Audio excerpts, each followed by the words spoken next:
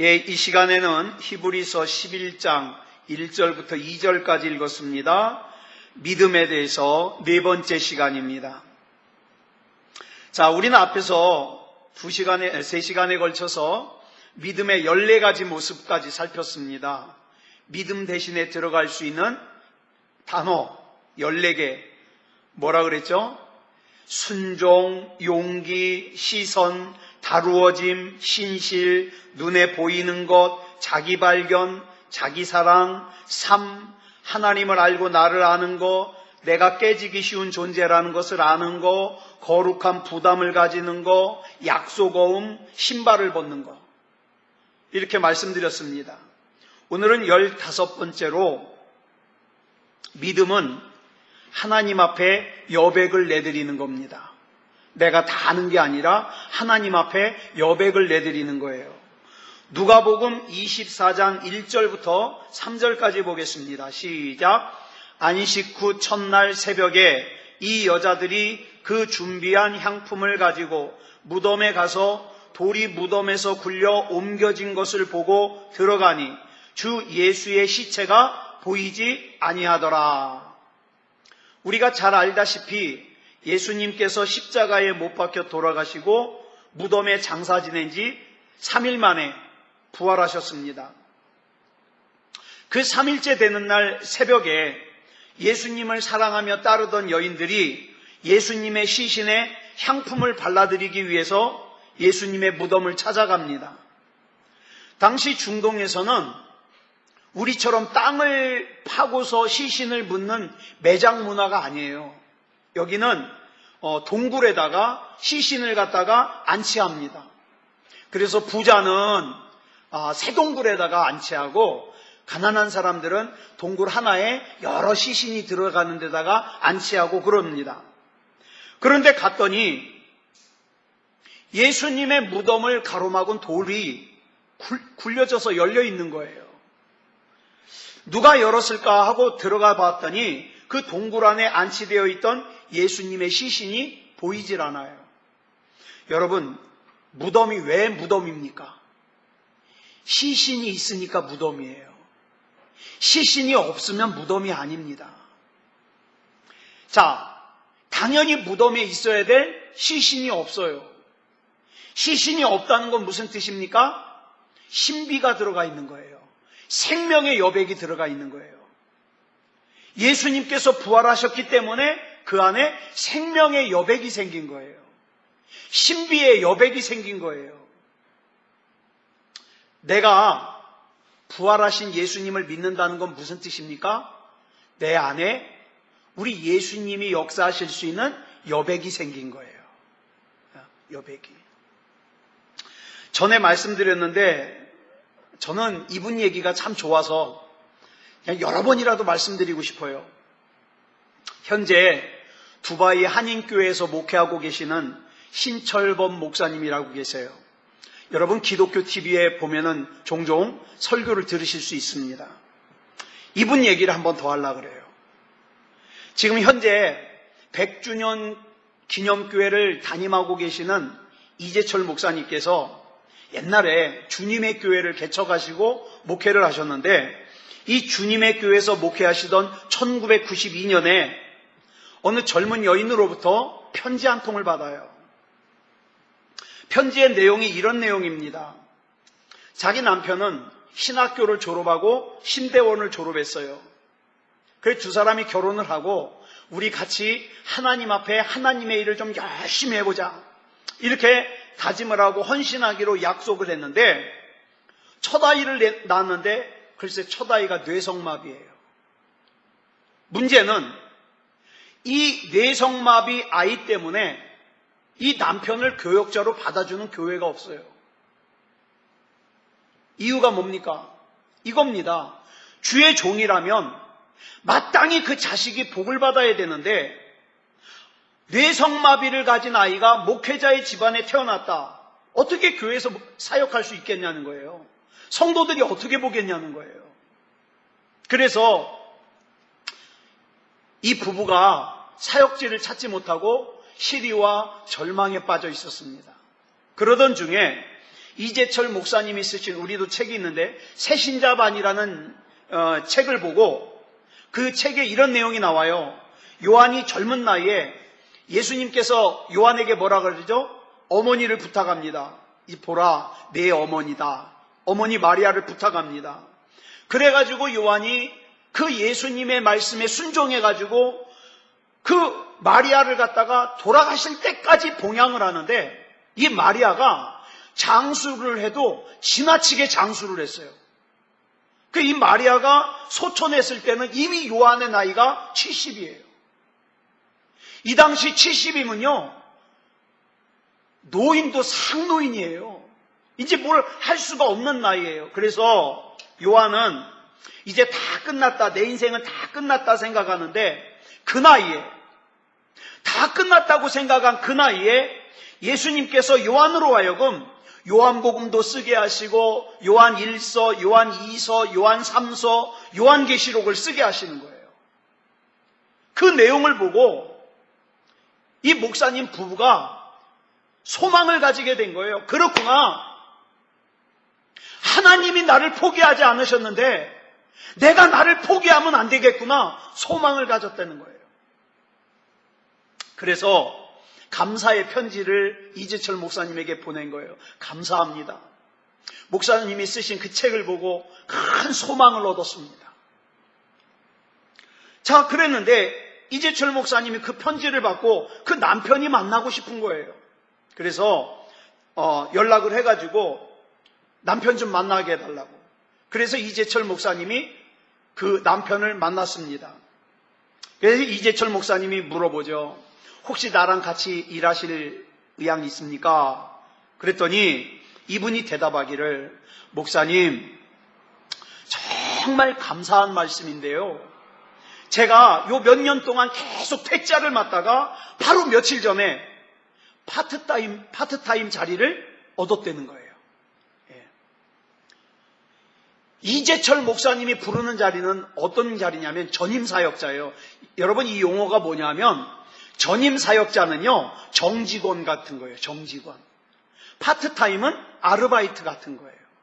그러면 아르바이트 약속을 했으니까 정직원 자리를 주겠다면 얼른 가야 되잖아요. 그런데 지금 이분이 아르바이트 자리가 생겼기 때문에 정직원 자리를 갈 수가 없다는 거예요.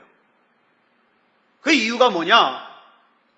내가 이미 여기에 가겠다고 약속을 했기 때문에 나는 지금 목사님이 오라 그런 대로 가는 것이 나한테는 이익이지만, 그러나 하나님 앞에서는 내가 그 교회와 약속을 먼저 했기 때문에 거기에 가는 것이 옳은 것 같습니다.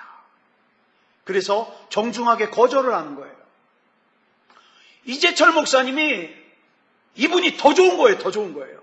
그래서 그러면 1년 뒤에는 올 수 있냐고. 1년 뒤에는 갈 수 있다고. 그래가지고 이재철 목사님이 달력에다가 표시를 해놨다가 1년 딱 되는 날 전화를 했어요. 오실 수 있습니까? 갈 수 있습니다.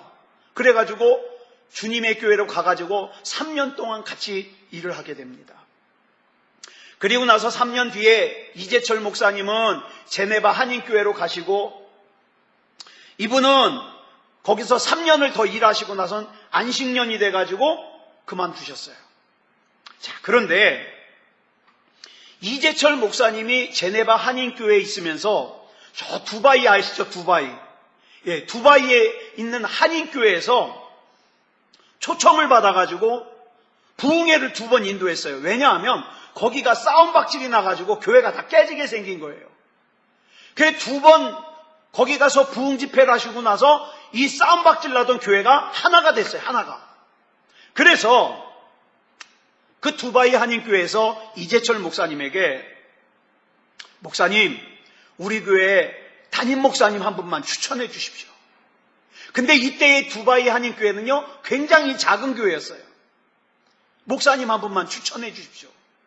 그래서 이재철 목사님이 바로 이 신철범 목사님을 추천을 한 거예요. 그래가지고 이분의 얘기를 들어보면 자기는 두바이가 어디 있는지도 몰랐대요. 그러고 간 거예요, 두바이를. 자, 그런데 그 두바이 한인교회가 지금 굉장히 부흥을 해가지고 이슬람 선교를 위한, 여러분 우리 지금 사도행전 배우잖아요. 사도행전에 나오는 수리아 안디옥 교회가 감당했던 일을 지금 이 두바이 한인교회가 감당하고 있어요. 한번 생각해 보세요. 뇌성마비 아이를 낳았다고 이력서를 가지고 간 교회마다 다 퇴짜를 맞고 눈물을 흘리던 한 젊은 목회자 부부가, 한 여인이 한 권의 책을 읽고 자기의 마음을 담아가지고 그 편지를 써가지고 보냈을 때 그 편지 한 통이 그로부터 20년 후에 두바이 한인교회에 놀라운 역사를 이룰 거라고 누가 짐작이나 했겠습니까? 여러분, 사람들은요, 자기가 다 계획하고 자기가 계획한 대로만 하려고 그래요.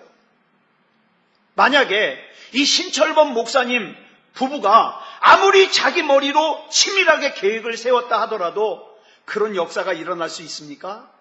없습니다. 하나님이 일하셔야 돼요. 저와 여러분도 그렇습니다. 우리 자녀 일도 그렇습니다.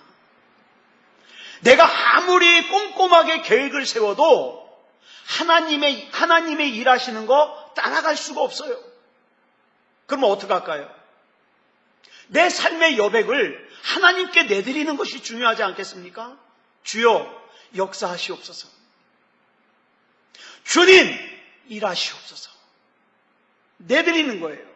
그게 믿음입니다. 하나님 앞에 여백을 내드리는 게. 그 다음에 16번째로 믿음은 기다림입니다. 믿음이 약속 어음이라고 말씀드렸습니다. 약속 어음은 뭡니까? 기다리는 거예요. 만기날을 기다리는 거예요. 약속 어음을 받은 사람은 만기일이 될 때까지 기다려야 됩니다. 한 달짜리 약속 어음을 받아놓고는 지금 당장 돈을 달라고 닥달하면 안 되죠. 한 달이 될 때까지 기다려야 돼요. 이때 하나님의 약속 어음의 만기날을 기다리면서 그냥 아무것도 안 하고 무의도식하면서 기다리면 안 돼요. 우리가 하나님의 약속 어음이 이루어질 때를 기다리면서 우리는 뭘 준비해야 되느냐? 그 하나님의 약속을 내가 누리기에 합당한 사람이 되도록 애써야죠. 내가 과연 하나님의 복을 받을 만한가? 내가 과연 하나님의 인도하심을 받을 만한가? 나를 준비해야죠, 나를. 이것이 하나님께서 우리를 기다리게 하시는 이유예요. 이런 관점에서 볼 때 시편 66편 10절로 11절 말씀이 우리에게 큰 깨달음을 줍니다. 한번 읽겠습니다. 시작. 하나님이여 주께서 우리를 시험하시되 우리를 단련하시기를 은을 단련함같이 하셨으며. 자, 하나님께서는 때로는 우리를 은을 단련함같이 뜨겁게 달구십니다. 그래서 뭐 때문에? 내 속에 있는 불순물들이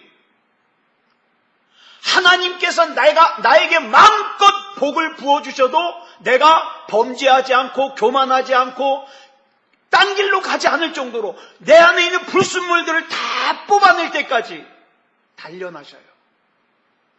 목적이 뭐라고요? 하나님의 복을 부어주시려고. 그 다음 읽겠습니다. 시작. 우리를 끌어 그물에 걸리게 하시며 어려운 짐을 우리 허리에 메어두셨으며. 하나님께서 때로는 우리를 그물에 걸리게 하셔요.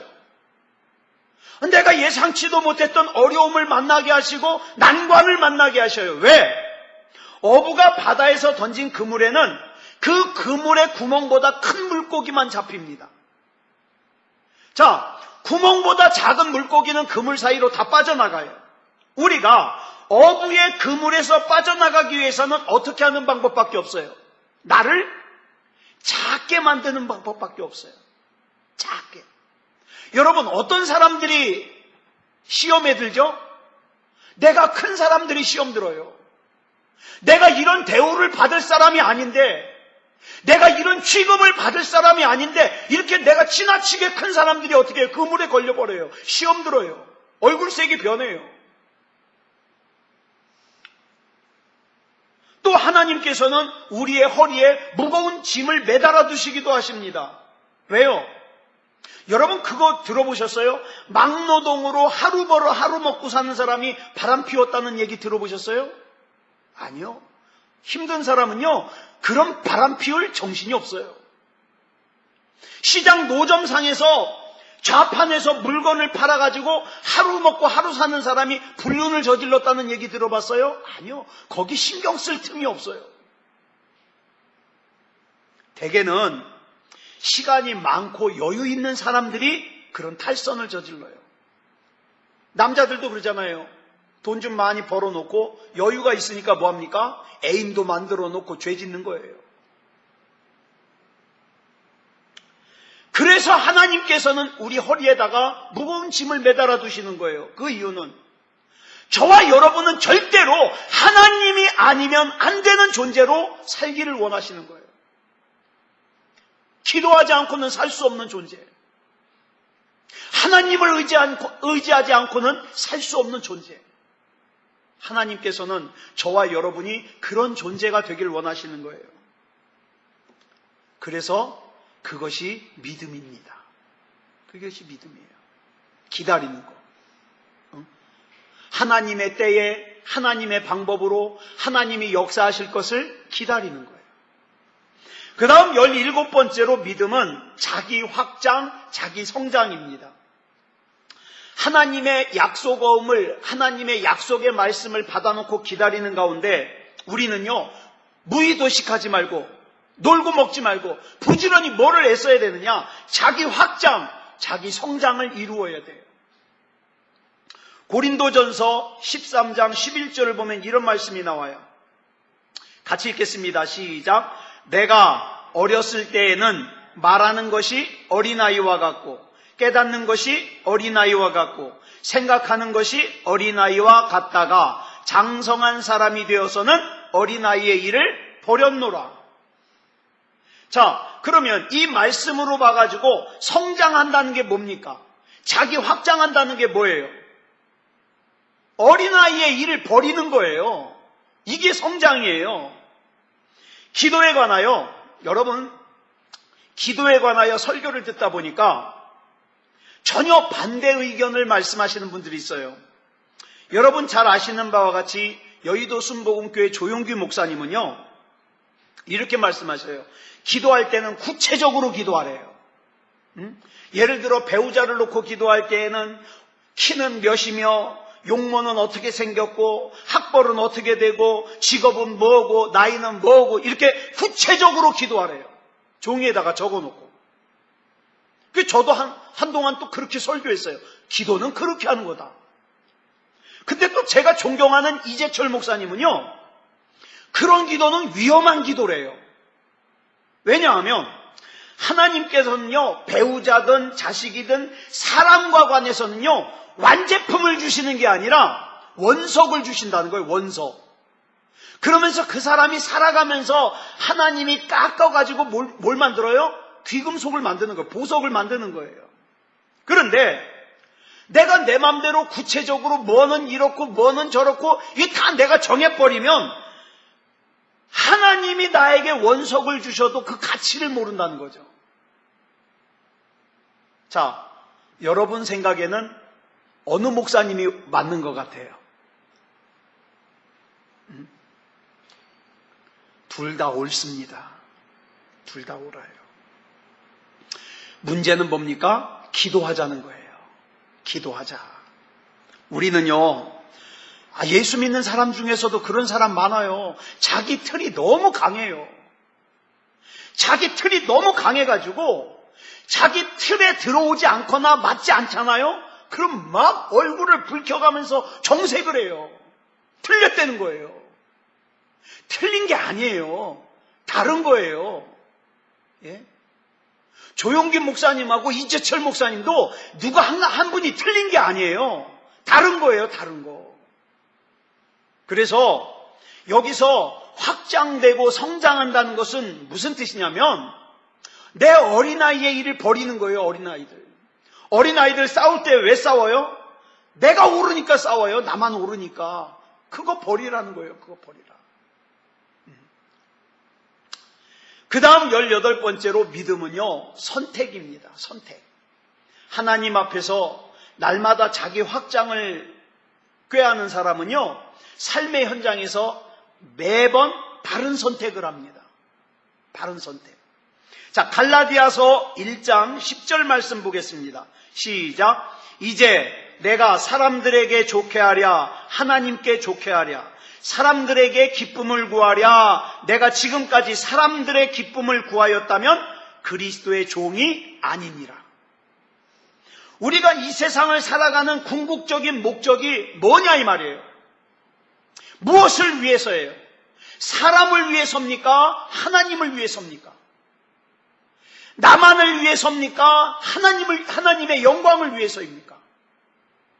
무엇을 위해서냐는 거예요. 요한복음 21장은 요한복음의 마지막 장이면서 동시에 사복음서의 마지막 장이에요. 그래서 이 속에는요, 한마디로 말해서 사복음서의 결론이 들어있어요. 요한복음 21장에는. 근데 그 요한복음 21장 1절이 이렇게 시작합니다. 시작. 그 후에 예수께서 디베랴 호수에서 또 제자들에게 자기를 나타내셨으니 나타내신 일은 이러하니라. 자, 사복음서의 결론장인 이 배경이 어디냐면 디베랴라는 바닷가예요. 디베랴라는 호수. 이 디베랴 호수가 어디냐면 갈릴리예요. 근데 여러분, 유대인들은요, 이 갈릴리를 디베랴라고 안 불러요. 이건 마치 무엇과 같으냐면 우리가 독도를 갖다가 우린 죽어도 독도예요. 뭐라고 부르면 안 돼요? 다케시마라고 부르면 안 돼요. 그건 일본 사람들이 부르는 이름이잖아요. 이거 우리는 끝까지 독도예요. 이거 똑같아요. 여러분, 이 디베랴라는 이름은요, 마치 일본이 독도를 다케시마라고 부르는 것과 똑같은 거예요. 로마 사람들이 지어놓은 이름이에요. 이 디베랴는. 자, 이 디베랴는 갈릴리인데 주후 25년 갈릴리의 분봉왕인 헤롯 안티파스가 갈릴리 서쪽 연안에다가 아주 도시를 멋있게 세워요. 그리고 나서는 당시 로마의 황제인 티베리우스에게 잘 보이려고 그 도시 이름을 갖다가 로마 황제 티베리우스의 이름을 따가지고 디베랴라고 불렀어요. 도시 이름을. 이후부터 이곳을 정복한 사람들은 이 디베랴 도시 바로 옆에 있는 이 호수를 뭐라고 부르냐? 갈릴리라고 부르지 않고 디베랴라고 불렀어요. 디베랴 호수. 말하자면 로마 황제의 바다, 이런 뜻이에요. 그런데 유대인에게는 변함없이 여기는 갈릴리예요. 그런데 여러분, 사도 요한이 사복음서의 결론 부분을 쓰면서 왜 그 갈릴리를 갖다가 디베랴라고 썼을까요? 뭐 착각해서요? 어디 돌 맞을 일 있어요? 아니요. 의미가 있어요. 지금 이 사도 요한은 갈릴리를 갖다가 디베랴라고 부르는 것은 이런 뜻이에요. 로마 황제의 바다다. 자, 우리가 그리스도인으로 살아가야 될 이 세상은요, 어떤 원리가 강한 것 같아요? 여러분 사는 세상은 어떤 원리와 어떤 논리가 강한 것 같아요? 여러분, 교회의 원리와 그 다음에 믿음의 원리가 강합니까? 그러면 뭔 걱정이겠어요? 나는 믿기만 하면 돼. 근데 지난 주일날 말씀드린 것처럼 어때요? 하나님이 손 놓으라 그러니까 이 손 놓으면 내가 죽는데? 그러니까 뭐라 그래요? 거기 하나님 말고 누구 또 없어? 그러고 물어보잖아요. 믿음의 원리가 약해요. 내가 믿음대로 살았다가는 실패하면 누가 책임져? 내가 믿음대로 살았다가 손해를 보면 누가 책임져? 우리가 사는 세상은요, 교회의 원리와 믿음의 원리가 지배하는 곳이 아니라 뭐가 강하게 지배하느냐? 로마 황제의 논리가 지배하는 그런 세상과 같아요. 그래 지금 요한이 뭐라 그러는 거예요? 디베랴다. 디베랴다.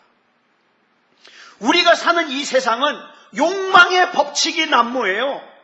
욕망의 바다예요. 이 욕망의 바다 속에서는요, 황제의 논리를 쫓을 것인지 하나님의 진리를 쫓을 것인지 우리는 여기서 선택을 해야 돼요. 여러분 뭘 선택하시겠습니까? 지금 당장 눈앞에 급한데? 지금 당장 내 눈앞에 절박한데? 황제의 논리를 따르면, 세상의 논리를 따르면 금방 내 손에 뭐가 잡힐 것 같아요. 근데 하나님의 논리를 따르면 막연해요. 뭘 잡으시겠습니까? 2절로 3절 보겠습니다. 시작. 시몬 베드로와 디두모라 하는 도마와 갈릴리 가나 사람 나다나엘과 세베대의 아들들과 또 다른 제자 둘이 함께 있더니 시몬 베드로가 나는 물고기 잡으러 가노라 하니 그들이 우리도 함께 가겠다 하고 나가서 배에 올랐으나 그날 밤에 아무것도 잡지 못하였더니 갈릴리로 돌아간 제자들은 디베라 바다로 물고기 잡으러 갔어요. 이건 단순히 먹을 양식으로 하려고 물고기 잡으러 간 게 아니에요. 지난 3년 동안 예수님을 따라다녔으면서도 지금 당장 내가 디베랴, 즉 황제의 바다를 보자마자 어디로 뛰어듭니까? 황제의 바다로 뛰어드는 거예요. 여러분, 우리가 예수님을 믿고 신앙생활 하는데 어느 순간에 보니까 내가 예수 믿는 것이 헛것 같아요. 너무너무 막연해요. 그러니까 어떡합니까? 이 생각을 고쳐먹고 지금 당장 내 코앞에 있는, 눈앞에 있는 이익을 위해서 어디로 뛰어들어요? 디베랴 바다로 뛰어드는 거예요. 그 증거가 그 다음 4절에 나와요. 시작.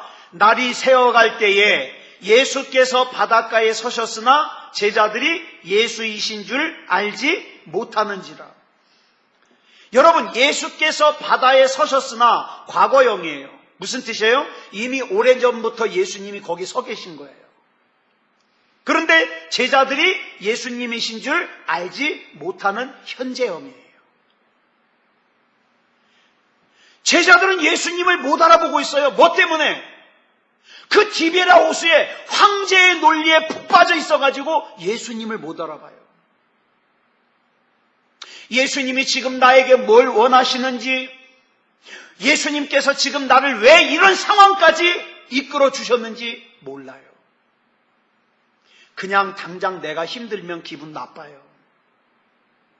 내가 사는 것이 어려우면 하나님 도대체 내가 예수 믿은 결과가 이겁니까? 이러고 막 대들고 싶어요.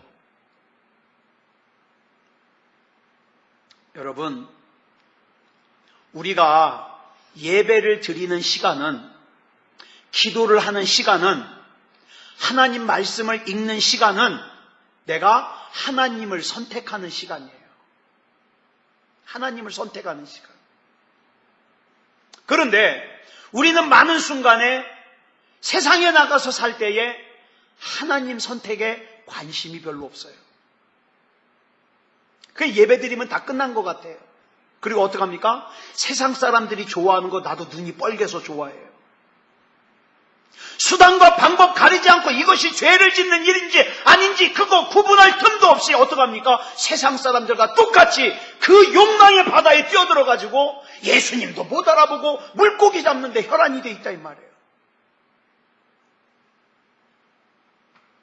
여러분, 우리가 살아가야 될 이 세상은 앞으로 더할 겁니다. 왜요? 알곡과 가라지가 분리돼야 되거든요. 더할 거예요. 그래도 저와 여러분의 선택은 언제나 하나님이 되시기 바랍니다. 아주 중요한 거예요.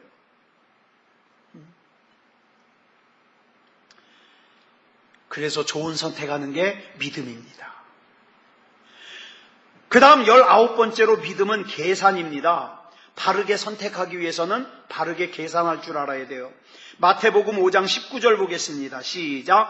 그러므로 누구든지 이 계명 중에 지극히 작은 것 하나라도 버리고 또 그같이 사람을 가르치는 자는 천국에서 지극히 작다 일컬음을 받을 것이요 누구든지 이를 행하며 가르치는 자는 천국에서 크다 일컬음을 받으리라. 여러분, 우리 하나님 절대 우리 착각하면 안 되는 것이, 우리 하나님은 평등의 하나님이 아니에요. 우리 하나님은 평등의 하나님이 아니라 공평의 하나님이고 공의의 하나님이에요. 공평의 하나님, 공의의 하나님이 무슨 뜻이냐면 뿌린 대로 거두게 하십니다. 뿌린 대로. 그래서 천국에는요, 여기 보니까 큰 자도 있고 작은 자도 있어요. 예를 들어서 사도 바울처럼 그 복음을 전하는 사명을 위해서 목숨을 던진 사람과 그냥 예배만 드리면서 신앙생활, 신앙 적당히 지켜가는 사람과 어떻게 똑같겠어요? 똑같을 수가 없죠. 그 똑같으면 정의가 아니죠.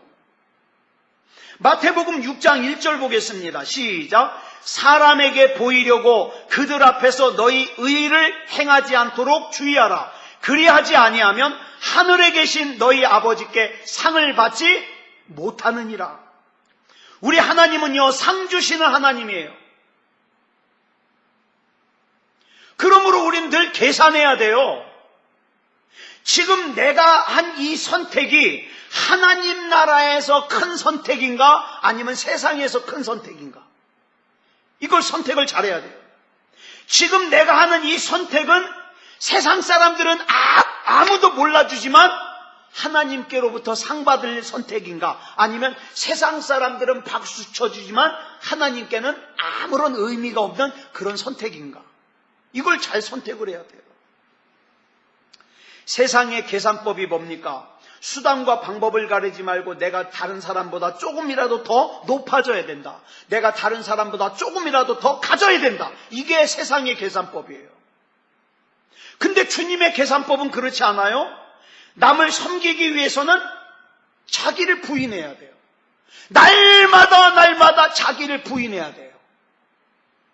이게 쉬워요? 쉽지 않아요. 나를 부인하려면 자존심도 상하고요, 속도 상하고요. 그런데 이렇게 자기를 부인하는 것이 주님 앞에서 으뜸이 되는 길이랍니다. 이 계산법이 마태복음 20장 26절로 27절에 나와요. 시작. 너희 중에는 그렇지 않아야 하나니 너희 중에 누구든지 크고자 하는 자는 너희를 섬기는 자가 되고 너희 중에 누구든지 으뜸이 되고자 하는 자는 너희의 종이 되어야 하리라. 종이. 이 계산법을 바르게 할 때 우리는 그리스도인으로서 뭘 버려야 될 것인가, 뭘 선택해야 될 것인가 분명해지지 않겠습니까? 사랑하는 여러분, 분명한 거 한 가지 말씀드릴게요. 저와 여러분의 승부는 이 세상에서 나지 않습니다. 하나님 앞에서 판가름 나는 거예요. 하나님 앞에서. 그렇기 때문에 저와 여러분은 하나님 앞에 서는 그날을 바라보면서 오늘을 잘 계산하면서 살아야 돼요. 내가 하나님 앞에서 영적으로 올바른 계산인가 아닌가 잘 계산하면서 살아야 돼요. 아무쪼록 이렇게 잘 계산하여 믿음다운 믿음으로 사는 저와 여러분이 되기를 그리스도 예수님의 이름으로 축복합니다. 기도하겠습니다. 사랑의 아버지 하나님 감사합니다. 이 시간에 믿음이 무엇인지 네 번째 시간으로 살폈습니다. 사랑의 아버지 하나님, 내가 보는 거, 내가 원하는 거, 내가 진리라고 생각하는 거, 그런 것보다도 하나님이 원하시고 하나님께서 기뻐하시고 하나님께서 진리라 말씀하시고 하나님이 명하신 거 잘 따르게 해 주시옵소서. 때로는 납득이 안 돼도, 때로는 이해가 안 돼도, 때로는 내가 하나님의 말씀대로 살았다가 손해볼 것 같아도 내 생각 따르지 말게 하시고 하나님의 뜻 따르게 하시고 끝까지 믿음다운 믿음이게 하여 주시옵소서. 우리 주님께서 붙잡아 주실 줄 믿사오며 그리스도 예수님의 이름으로 간절히 기도드렸사옵나이다. 아멘.